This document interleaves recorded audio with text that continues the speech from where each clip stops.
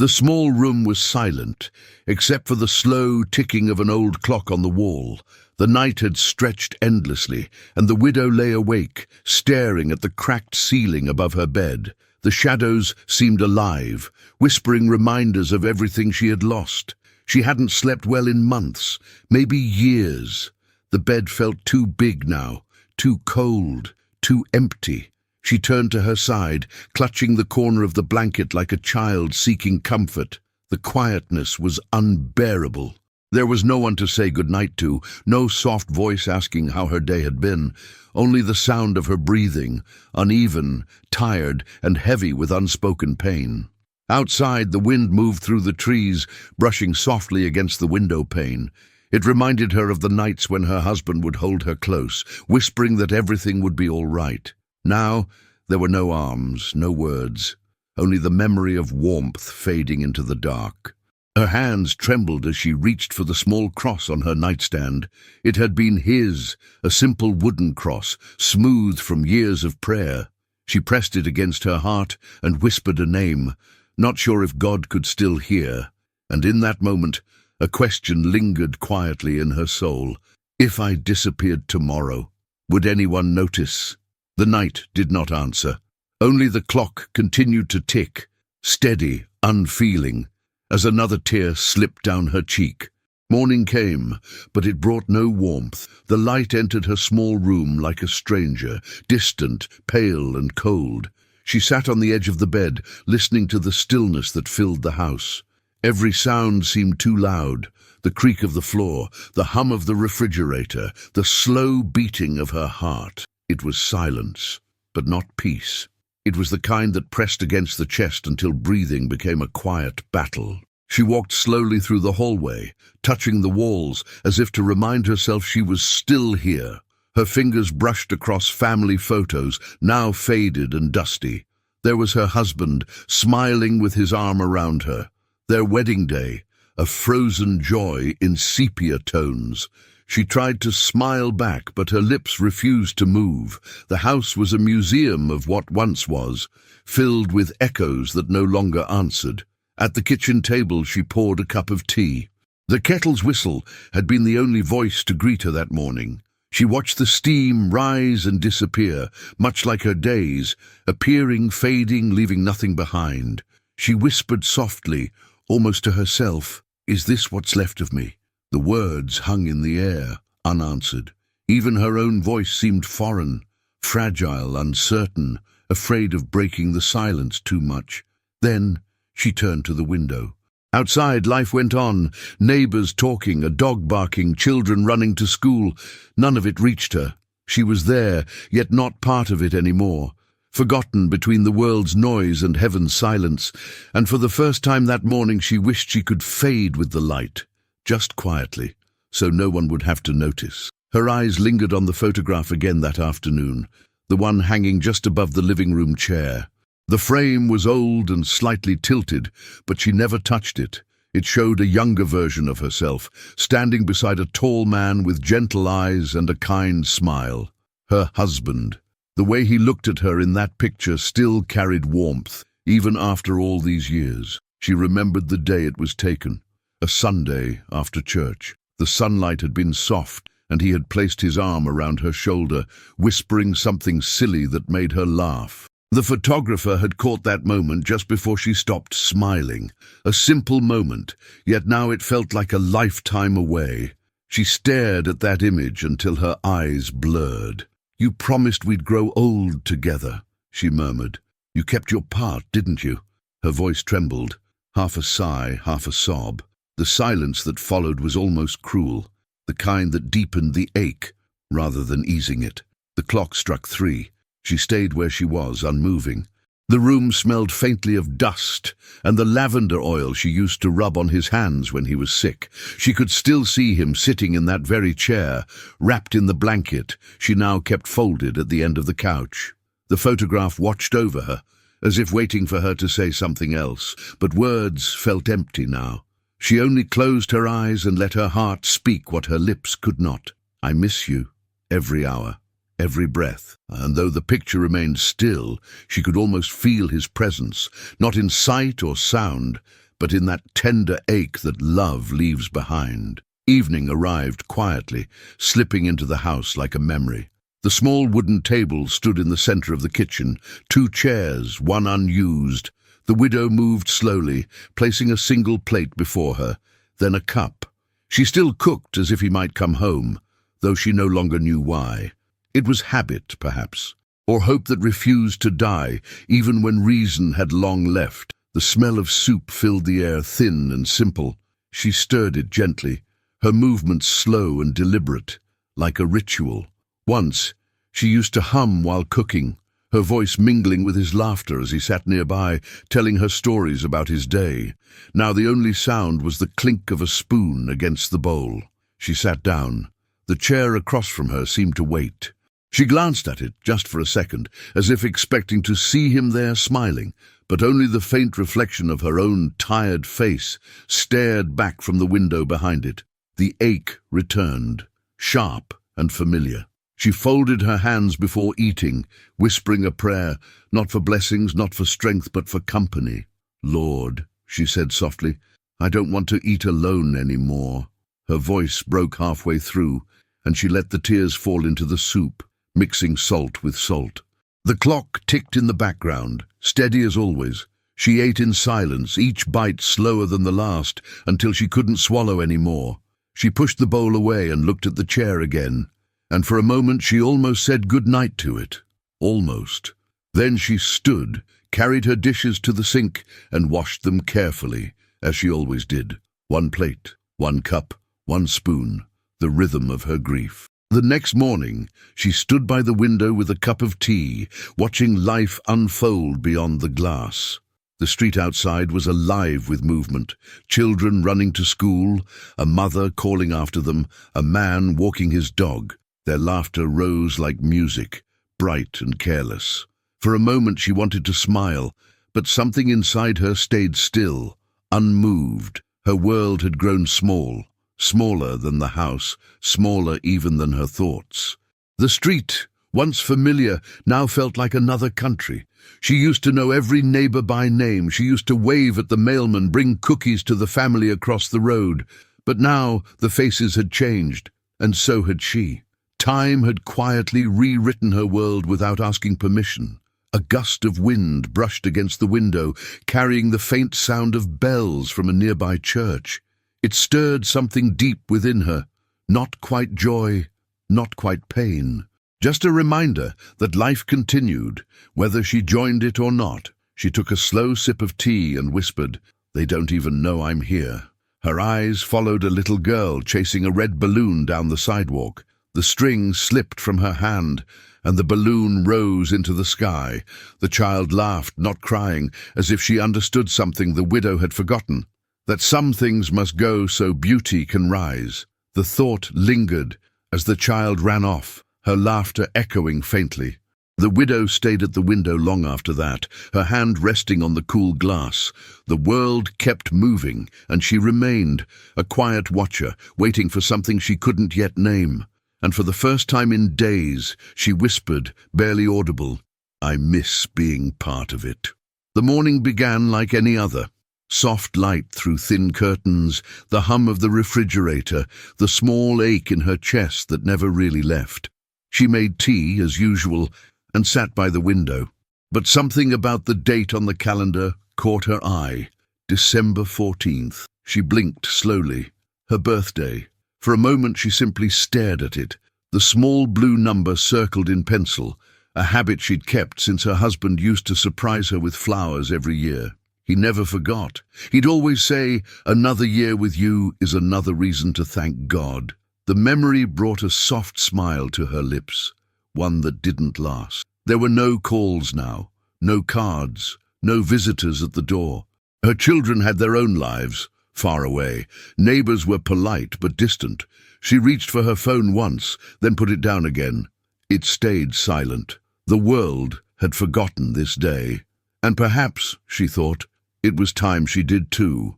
She lit a small candle beside the window, not to celebrate, but to remember.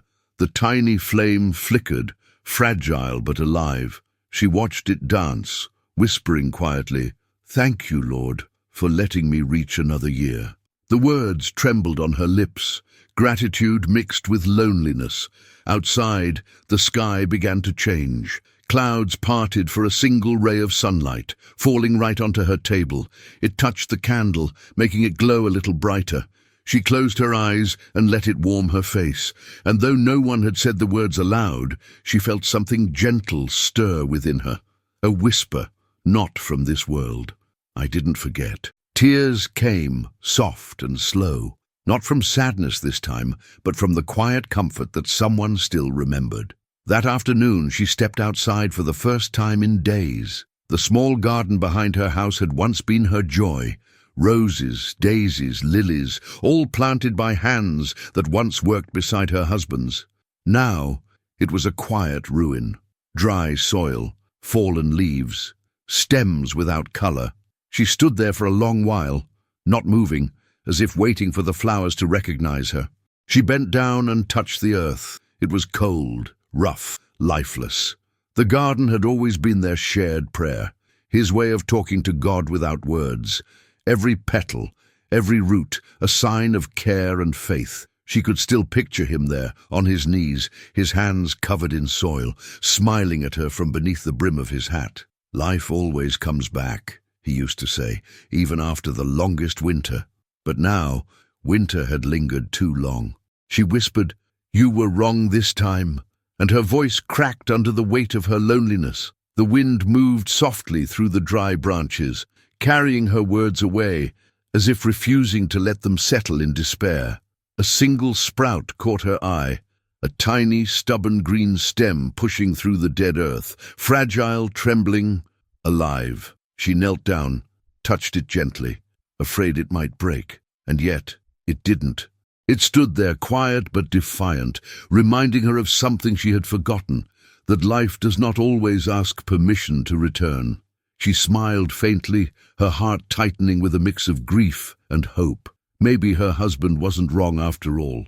Maybe some things bloom again, even after love seems buried. The garden, though withered, still whispered a promise she wasn't ready to believe in, but couldn't ignore either. That night, the loneliness returned, deeper, quieter, heavier. The garden's faint promise had stirred something in her heart, but it also uncovered the ache that had been sleeping there. She sat on the edge of her bed, hands folded loosely, not knowing what to say. The words of prayer, the ones she had spoken all her life, felt too distant now, too heavy to lift, so she didn't speak. She only wept. Softly at first, then freely, until her face was wet and her hands trembled in her lap. Each tear carried a memory, of laughter shared, of hands held, of prayers once answered. She had no requests tonight, no speeches for heaven, just a weary sigh from a soul too tired to form sentences. The small wooden cross rested beside her pillow. She reached for it, her fingers tracing its surface like one would touch the face of a friend. "You know, don't you?" she whispered through the tears. "You already know." And in that moment her silence became her prayer. The air around her seemed to soften. The shadows on the wall no longer looked like threats. They moved gently, like waves. Her breathing slowed, and though no words had been spoken, something sacred filled the space. It wasn't an answer, nor a sign, just a quiet sense of being seen. She stayed like that for a long time, head bowed, tears drying slowly on her cheeks. For the first time in months, she felt that her pain had reached somewhere beyond the ceiling, beyond the darkness, somewhere where someone listened, not to her voice, but to her heart. And as she finally lay down, a single phrase crossed her mind, soft as a sigh. Maybe that's all prayer really is.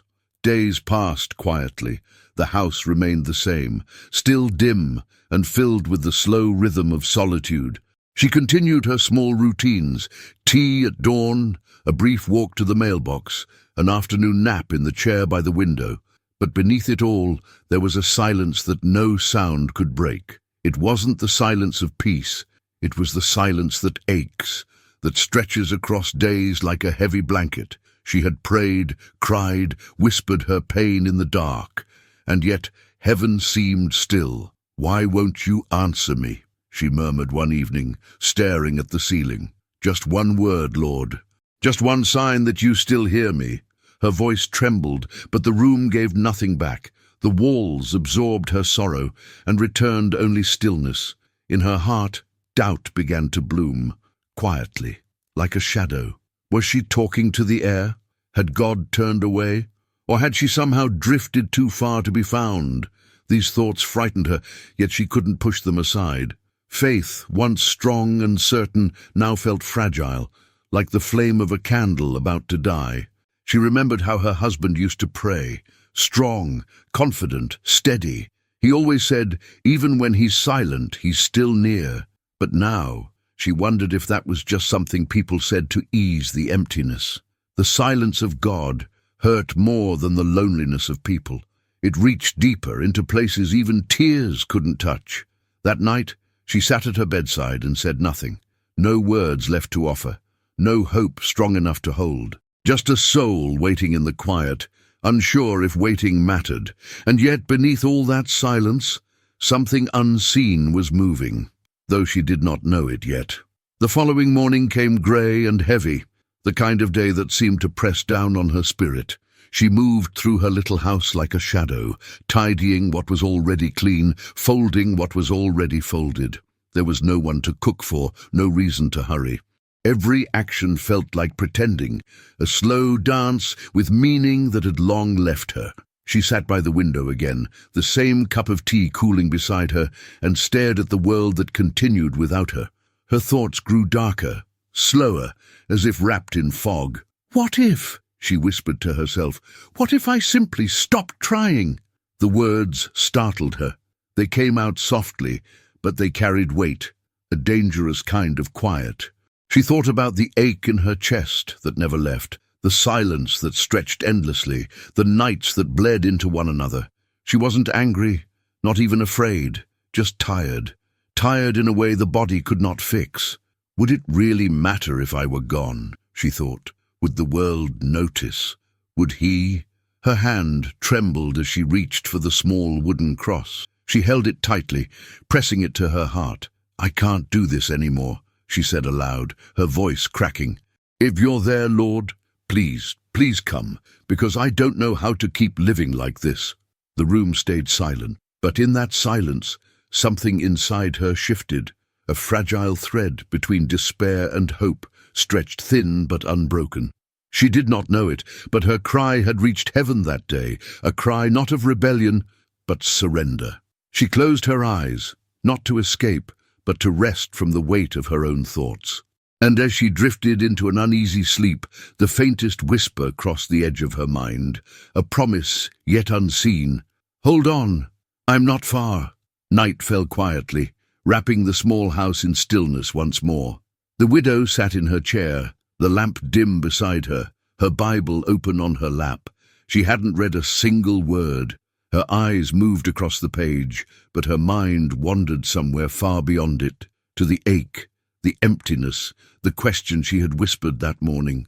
Outside, the wind rose gently, brushing against the window like a soft breath. The air seemed different, heavier yet somehow tender. She closed her eyes, leaning her head back, and in the stillness she heard it.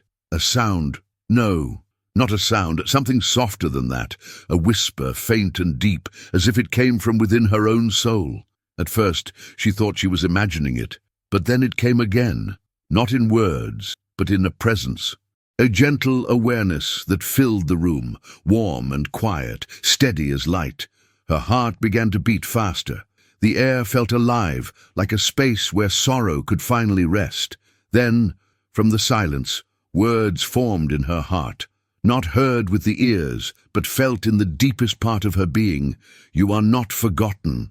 Tears welled instantly, spilling before she could speak.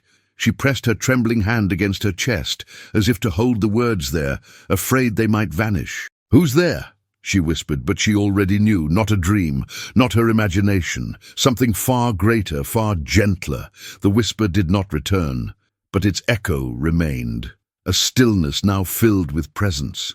She couldn't see him, but she felt him. And in that small, trembling moment, her loneliness cracked open, letting the first light in. She bowed her head and wept. Not out of sorrow this time, but because she realized he had been listening all along. The air in the room seemed to change after that night. It wasn't sudden or dramatic. No light from the heavens, no thunder, no voice breaking through the sky. It was something quieter, deeper, as if the space itself had learned to breathe again. The widow woke early, before sunrise. She sat in her chair as she always did, but this time the silence didn't feel like a wound. It felt like a companion, the kind of stillness that listens, that holds, that waits with you. She didn't know how to describe it, but she knew she was not alone anymore. When she walked through the house, her steps felt lighter, her breathing slower. It was as if unseen hands were guiding her, not pushing, not pulling, just walking beside her. Once or twice, she paused mid-step, sensing something, a calm warmth near her shoulder, a presence that stayed even when she moved away. At breakfast, she set 2 cups of tea on the table, one for herself, one left untouched. "I know you don't need this," she said softly, smiling through her tears, "but it feels right to make room for you." The words felt foolish and sacred at the same time. All through the day, she sensed him, in the way the sunlight rested gently on her hands, in the whisper of wind through the curtains, in the peace that filled her heart where pain once lived. She could not see his face, but she felt his gaze, not judging, not distant, just loving. And that evening, when she closed her eyes to pray, she said no words at all. She only sat in silence. And the silence no longer hurt. It was full now, full of him. It happened one quiet morning, just as dawn was beginning to unfold across the sky. The widow sat by her window, her hands folded in her lap, her heart unusually calm. The light entered the room softly, golden and slow, touching everything with gentleness. She breathed deeply, and for the first time in a long while her chest didn't ache. Then something extraordinary, yet tenderly simple, began to happen. A warmth spread through the air, not from the sun, not from the room itself, but from somewhere deeper. It moved toward her, quiet and steady, like a heartbeat she could feel outside her body. It surrounded her, gentle, deliberate, unmistakably alive. Her hands, frail and thin, began to tremble. She looked down, startled but not afraid. The warmth touched her fingers, her palms, her wrists. It felt like someone holding her hands, the way her husband used to, but softer, holier. It wasn't imagined. It wasn't memory. It was presence. Pure, living presence. Her breath caught as tears filled her eyes. "Jesus," she whispered, barely forming the word. "Is it you?" And though no answer came in sound, her heart knew. The warmth deepened, flowing through her arms into her chest until it reached the place that had been broken for years. It wasn't healing of the body she felt. It was something greater, a healing of the soul. The weight that had pressed on her for so long began to lift, not all at once, but slowly, layer by layer, until she could finally breathe without sorrow. The tears kept falling, but they were different now, no longer heavy with grief, but light with release. And in that quiet moment she realized she had not been forgotten, not even for a second. Jesus had never left. He had simply waited for her to stop running from the silence so he could fill it with his touch. The following days felt different, though nothing outside had changed. The same house, the same walls, the same quiet mornings, yet inside her everything had shifted. The heaviness that once clung to her like a shadow had loosened. There was warmth now, not only around her but within her, a light that no one else could see but she could feel with every breath. She would wake before dawn and sit in silence, eyes closed, her hands resting gently over her heart. There was a pulse there. Not her own, or at least not only hers. It felt as though something sacred had taken root inside her chest, growing softly, tenderly, like a flame that refused to die. It didn't shout, it didn't demand, it simply was. When she walked through the house, it was as if that light walked with her. The once empty rooms felt alive again, glowing with quiet presence. Even the air seemed softer, kinder. She no longer feared the silence. It had become her friend. She no longer begged for answers. She had found peace in simply being known. One afternoon, as sunlight filtered through the lace curtains, she whispered, "I don't understand why you chose to come to me, of all people."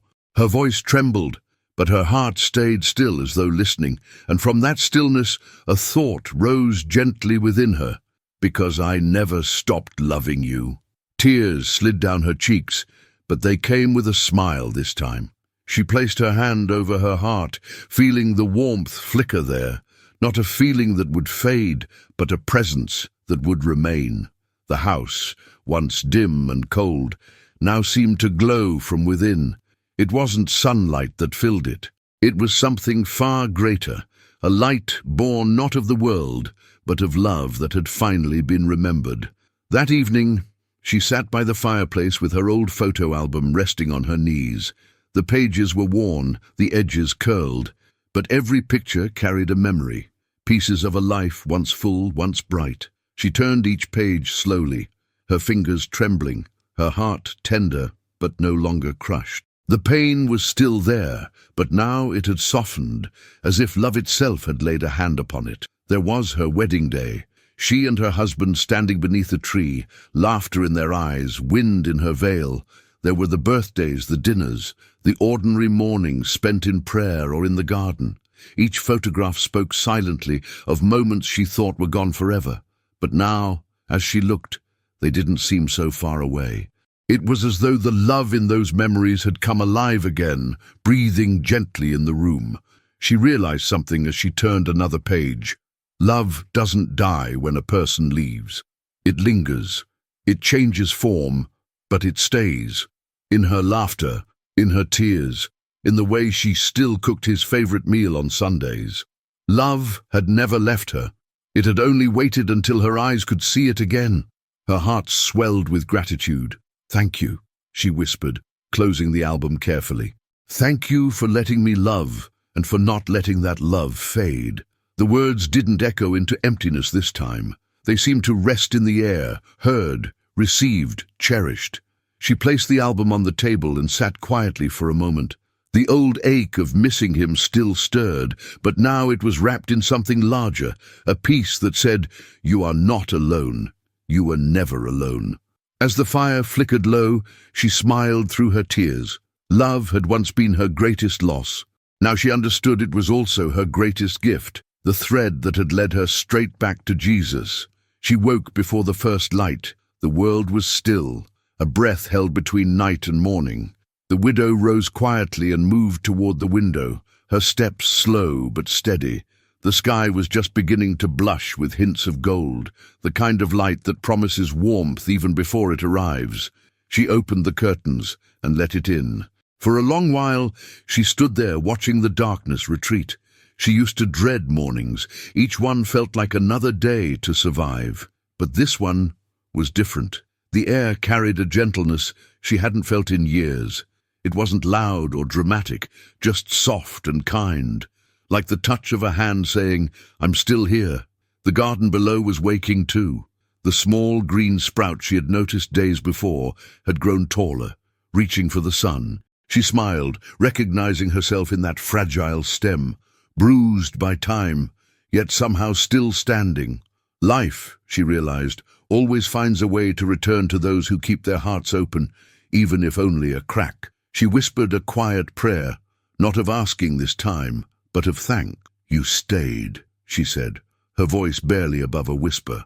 "Through every dark hour, you stayed." The morning light fell across her face, and for the first time in years, her eyes reflected peace instead of pain. She sat down by the window and watched the sun rise fully. The colors filled the sky, soft pinks, golds, and blues, blending together like a hymn without words. And in that glow, she felt something certain. The world had not changed, but she had. The light outside met the light within her, and for a quiet, sacred moment they became one.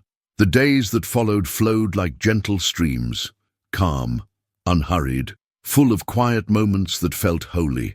The widow found herself smiling at small things, the way sunlight painted the floor in the morning, the sound of birds outside her window, the scent of coffee rising from her old pot. None of it was new, yet everything seemed newly alive. She began each day the same way, not with complaint, not with pleading, but with a whisper, "Thank you." 2 simple words, but they carried a lifetime within them. She said them while washing dishes, folding laundry, watering the little sprout in her garden. Gratitude became her prayer, not loud or eloquent, but constant, like breathing. One afternoon, as she sat with her tea, she realized something profound. For so long, she had begged for her life to be different, fuller, happier, less lonely. But Jesus had not changed her world. He had changed her heart, and that had made everything else new. She touched the cross around her neck and smiled. "You never left," she said softly. "I just couldn't see you through my tears." The memory of all her sleepless nights came rushing back, but they no longer hurt. They were part of the story now. The dark soil where her faith had quietly taken root. The house, once a place of sorrow, had become a sanctuary of peace. Even the ticking clock, the one that used to torment her, now sounded like a heartbeat, reminding her that time itself was a gift. And as evening fell, she whispered once more into the fading light, "Thank you, Lord, for not giving up on me when I had given up on myself." The silence that answered her was no longer empty. It was full of presence.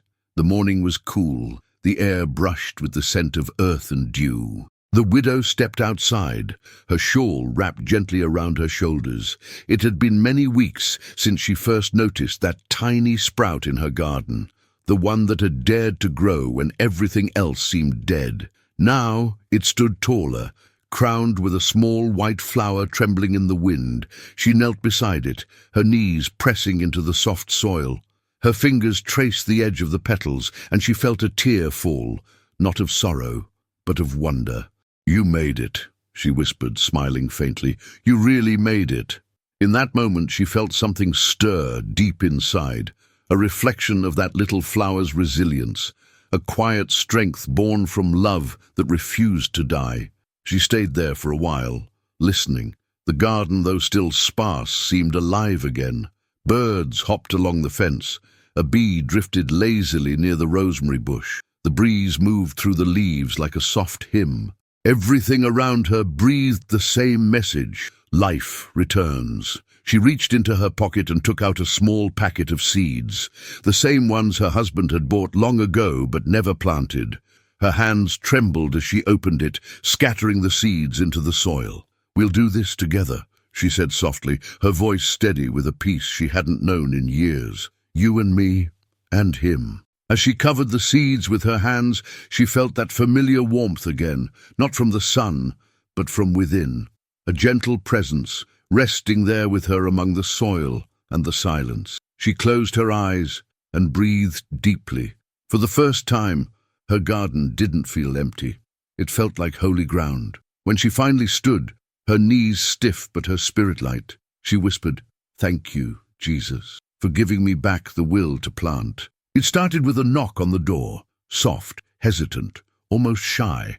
The widow paused, her hands still damp from watering the garden.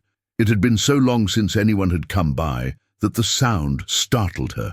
She opened the door slowly, and there stood a young woman from down the street holding a small basket of bread. "Good morning," the neighbor said gently, smiling. "We noticed your flowers. They're beautiful." The widow blinked, unsure how to respond. She looked down at the basket, then back at the young woman. "Oh, thank you," she finally said, her voice small but kind. "I didn't think anyone noticed." The young woman smiled again. "We did. My little girl loves looking at them when we walk by." She said, "That garden looks happy." The widow's eyes softened.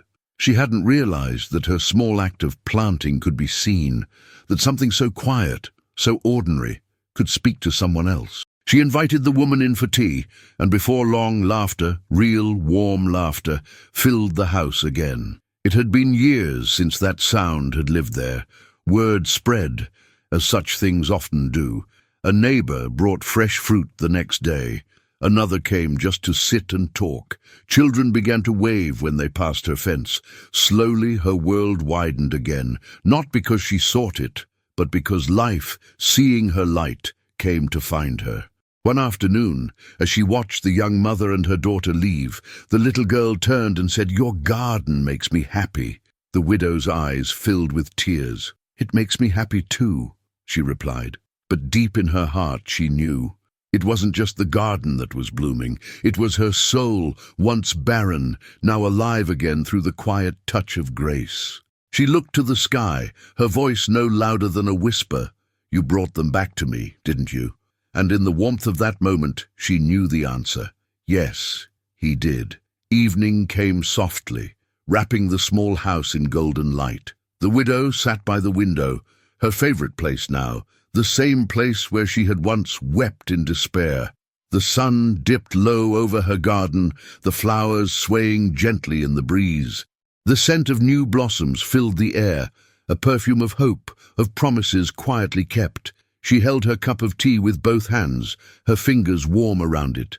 The clock ticked steadily, but the sound no longer echoed in loneliness. It simply marked time, gentle, steady, kind. Every second felt like a gift now, not a burden. She had stopped asking for tomorrow. Today was enough. Her eyes drifted toward the horizon, where the last rays of sunlight touched the earth. A peace deeper than words settled over her. She felt it in her breath, in her heartbeat, in the quiet pulse of life all around her. It was as if the whole world exhaled with her, a shared sigh of rest. "Thank you," she whispered into the fading light, "for staying, for healing me in ways I didn't understand." Her eyes glistened, but no tears fell. This was not sorrow, it was fullness. The quiet knowing that everything broken had been gently mended by unseen hands. She closed her eyes and smiled, feeling that same presence near her once more, not beside her, not above her, but within. The silence around her was alive now, filled with love, and for the first time in many years, she felt no fear of tomorrow, because Jesus had not only visited her loneliness, he had made his home there. Her heart rested not in forgetfulness, but in peace. And as night fell, the house glowed softly with a light that did not fade.